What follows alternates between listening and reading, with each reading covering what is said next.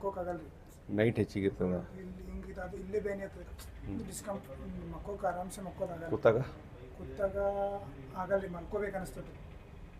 ಅದೇ ಹೇಳ್ತಾ ಇದ್ದೀನಿ, ಕೂತಿದ ತಕ್ಷಣ ನೋವಿರಲ್ಲ. ಇರಲ್ಲ. ಸ್ವಲ್ಪ ಹೊತ್ತು ಕೂತಿದ ನಂತರ ಸ್ವಲ್ಪ ಸ್ವಲ್ಪ ಸ್ವಲ್ಪ ಸ್ವಲ್ಪ ಹೆಚ್ಚಿಗೆ ಪೇನ್ ಆಗುತ್ತೆ.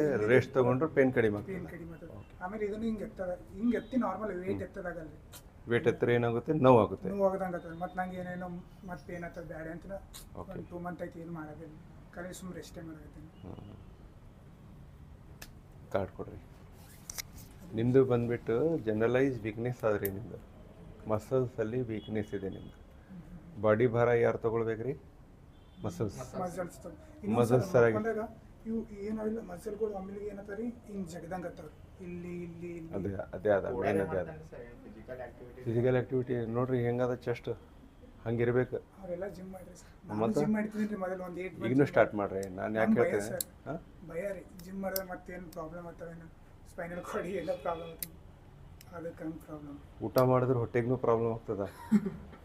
ಹಾಂ, ಹೊಟ್ಟೆ ಕೆಲಸ ಇರ್ತದಲ್ಲ, ಹೊಟ್ಟೆಗೆ ಊಟ ಮಾಡಬೇಡ್ರಿ.